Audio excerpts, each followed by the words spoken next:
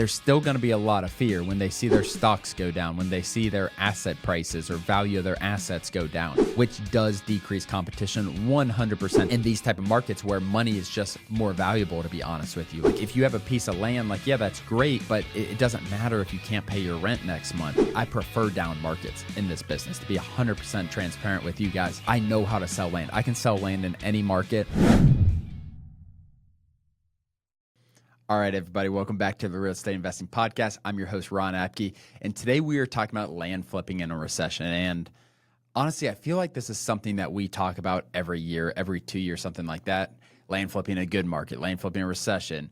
And I'm not one to say we're in a recession or anything like that, but from talking to people looking to get into this business constantly, like I'm constantly having conversations with people who are interested in land flipping, asking me about the current market, asking me about all these other things. And I just want to touch base on this topic. Again, I'm not one to say we're in a recession, not in a recession, whatever, but in a down market, in a market that is turning a little bit down in terms of stock market, everything like that. How does land flipping stack up when the market is like this? So that's what we want to start with. And one thing that I love about down markets, quote unquote down markets, is there's a lot of fear. And that's with any industry, to be honest. When markets are down, there's fear around getting into something. There's fear around doubling down on your market. There's a lot of fear, which what I like for land flipping overall is it decreases competition. It makes my marketing more effective. It does all of those things. So honestly, when there is a down market, I think it provides opportunity, to be 100% honest. Because even though I'm recording this and telling everybody like it's a good time, or we'll see about that when I get to the end of this, even though I'm telling everybody that you can still do this business, there's still going to be a lot of fear when they see their stocks go down, when they see their asset prices or value of their assets go down. Naturally, there's a lot of fear around that, which does decrease competition 100%. There's less people spending money on marketing when there is a down overall economy, or whatever you want to say it is. Again, I'm not saying we're in a recession, anything like that. But going to the business model, like what you should be doing, if you're like, okay, this is the time for me. I know the market's not perfect. This is a time for me. You need to be consistent with your marketing. You can make so much money in this type of economy, in this type of market. And being consistent with your marketing in this day and age, having a diverse form of marketing, sending mail, sending follow-up text, those are the people that are just making $50, $60, $80, $100,000 every single month. Their consistency of their marketing is getting them consistent deals month in and month out. And that's one of the coolest things about when we're in a market that might be a little bit down is everyone says millionaires are made in recessions. And that's not going to be any different if we go into recession. This time, millionaires are made in recessions. The people who get past the fear of that and like really push forward and try to make the most. Do you have to make adjustments? And I'm going to get into those adjustments you need to make. Do you have to make adjustments? Absolutely. But just stopping your business or not getting into it because the market just, I don't think personally is a real reason. So like I said, like being consistent with your marketing is so important. And those are the people that I'm seeing are consistently making and growing their business. And consistent marketing produces consistent lead flow, which produces consistent deal flow, which produces consistent cash flow. Everybody asks, like, how do I make $20,000 a month doing this business? Like, it's hard to just make $20,000 doing this business because like you're going to make more if you're really consistent with your marketing. And everyone's asking for like, how do I, some months you might make zero, some months you might make $60,000. And that's the difference in this business versus owning a rental property. If you own a rental property, you are having cash flow every single month. It's pretty predictable overall. This business, we're actually flipping something. We have, it's less passive than what you would view as owning a rental property for the most part. Our rental property is 100% passive? Absolutely not.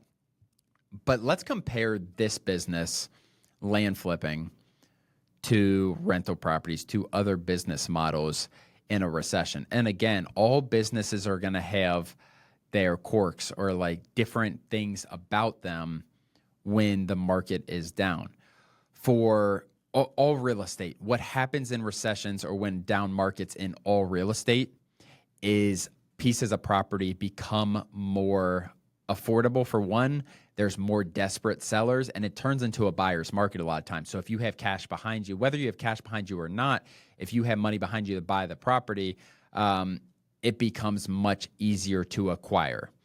So in bad markets, in recession type markets, again, I'm not calling this a recession, I'm going to say that over and over. In these type of markets, a market that appears to be turning a little bit, it becomes much easier to buy and harder to sell.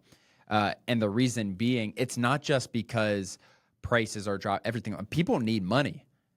And in this business, land flipping, you have sellers who are trying to liquidate their land. They need money to pay for rent. They need money to pay for their mortgage, whatever. And they have this piece of land that is 1,000 miles away from them. Like, it's not hard to get sellers to sell you their land in these type of markets where money is just more valuable, to be honest with you. Like, if you have a piece of land, like, yeah, that's great, but it doesn't matter if you can't pay your rent next month. So what we do is offer a 2-week cash close to these sellers, and we are able to give them a liquidation option, essentially. And what I tell a lot of people when I'm explaining this business model is we make an illiquid asset, which is land. Land is not a very liquid asset, and we turn it into a liquid asset by offering these sellers 2-week closes to get your cash really, really fast, and obviously in exchange for the land. But in recession type markets, it becomes so much easier to acquire land. So much easier. Your leads might double, to be honest with you. When people could be put in a tough position where our offer sounds really, really good and it can really help them, because again, they might not use the land at all. They're just holding it long term, and having an asset that they can liquefy really, really fast is really valuable to them. So we have this offer come up and we close in 2 weeks, get them their cash. But let's talk about the reverse side of it. Okay, it's easier to acquire. What also happens in a down market? It becomes more difficult to sell. So when you're listing properties, a couple keys when you're trying to sell properties in a down market. And this could be when the market's hot and everything like that, but you're just in a slower market in the middle of Mississippi, in the middle of Alabama, where no one wants to buy land. What you need to do, a couple things. One, your marketing has to be amazing. Like, you need drone pictures. You can get drone pictures, droners.io. You can get pictures there. Get drone shots of all your properties. List your properties everywhere. You cannot withhold where you're listing properties. You need as many potential buyers' eyes on it as possible. Get a sign on your land, especially if it's on a cul-de-sac or something. You don't necessarily need a sign on your land, but if it is on a main road that gets traffic on a daily basis, get a sign on your land. You need as many leads coming in as possible to sell your land. Ever wondered how land investing can be the fastest path to financial freedom? I break it all down in my new book, One Lot at a Time. I'll show you exactly how to find, buy, and flip land for huge profits without dealing with houses, tenants, or any crazy renovations. It's simple. This is the book that I wish I had when I first started. If you're ready to take control of your financial future, grab a copy now. One Lot at a Time by Daniel Apke. Find it at your local bookstore or on Amazon.com. And then finally, you want to undercut the market.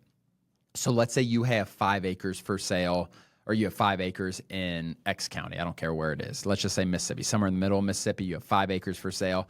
And there's a couple other 5-acre properties for sale listed for $40,000. Then you see a couple sold comps for like $36,000. The key is when you're trying to sell properties is undercutting what your competition is. So you have competition, direct competition. Other people are trying to sell 5 acres for $40,000. Undercut them by 10, 12%. So I would be dropping that price down to $34,000, $33,000, where you can sell really, really fast. And that's how you're going to turn properties fast in a slow market. On the reverse side, going back to when you're buying the property, have this in the back of your mind: is this property is going to take a little longer to sell. You might need to be buying closer to $14,000, $15,000 for that property, opposed to $18,000, $20,000, because you know on the back end, I need to turn this fast. You cannot just look at sold comps from a year ago, because those comps might not be good anymore. And that's one of the other keys when you're doing this business in a down market. You need to find recent comps. You can't necessarily find comps from a year ago, 18 months ago, because the market was different. Sometimes in this business, you can. You can go back 12, 18 months. But if the market takes a quick, fast hit, you need to be looking for recent comps, and you need to put a lot of emphasis on for sale properties. If you see a bunch of 5-acre properties listed for $40,000, they have no interest. They've been sitting on the market for 6 months. You need to severely undercut them to get the buyers interested. Everyone says like, there's no buyers for my land. Like, I can't sell this piece of land. There are buyers for every single piece of land in this country. It just depends on the price. I can do this business in any county, 3,300 counties or whatever it is. I can do this business in any county. I can sell land in any county. But the holdup is what is your price you're trying to sell for? If you are like that 5-acre property we were talking about, and you like aren't going to make money if you don't sell it under $40,000, you're going to have trouble, and you're going to be holding that property for 12, 18 months. It could be a really, really long time, and the market might even have to take a turn the other way for you to be able to sell the land. But if you buy that property for $15,000 and you're making $20,000 if you sell it for $35,000, and you're like, I just want to get this fast, and you list it for $32,000, there's going to be a lot of buyers that come out of nowhere who are interested. And that's what people don't realize is what a listing price does. If you really undercut the market, buyers come out of nowhere. Buyers who see a good deal, who might just have cash reserves and they want to buy it to hold long term, because they might know like, okay, if that property might be worth $40,000, but it's not worth $40,000 if you're trying to sell it the next day or sell it in a couple weeks. It might be worth $32,000, $33,000. So those are really, if I try to explain doing this business really quickly in a recession, like what does it look like? It is easier to acquire and harder to sell. So that is kind of the whole gist of doing this business in a recession. There are so many, and I prefer down markets in this business. To be 100% transparent with you guys, I prefer down markets because I know how to sell land. I can sell land in any market, and acquiring becomes so much easier in down markets. Being able to have good salesmanship on the phone with sellers becomes so much more valuable. So you can sell, I'm going to get you cash in 2 weeks. That's where that cash price really becomes valuable, is you can say, I can get you cash in 2 weeks, and they get excited about that. You are going to have so many deals if you can offer that. And again, you don't need the money behind you. A lot of people who are looking to get in this business, like, I don't have $20,000 to buy a piece of land in 2 weeks and offer to the seller. There's funding options for everybody looking to get in this business. So don't have that be something. A lot of people who come into this business have that as something that keeps them from doing the businesses. They say to themselves, I don't have $20,000 to buy land. All you need to get into this business is leads, essentially. You need to be a way to get leads. Some people might be doing direct mail, cold calling, texting, emailing. There's so many different options on how to get leads. That's what you need to do.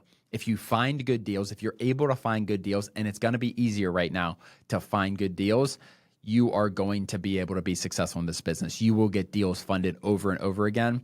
If you can, if you know how to actually sell land, everything like that, and you're buying at the right price, those are the biggest things you need to think about.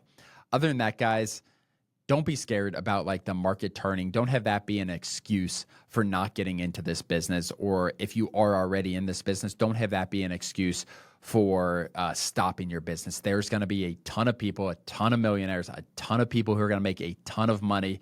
Big deals. There's going to be more big deals out there. There's so much opportunity, guys. So keep that in the back of your head. Other than that, if you're watching on YouTube, hit the subscribe button below. Listen on Spotify or Apple. Share this with a friend. Thank you so much. We'll see you guys next time.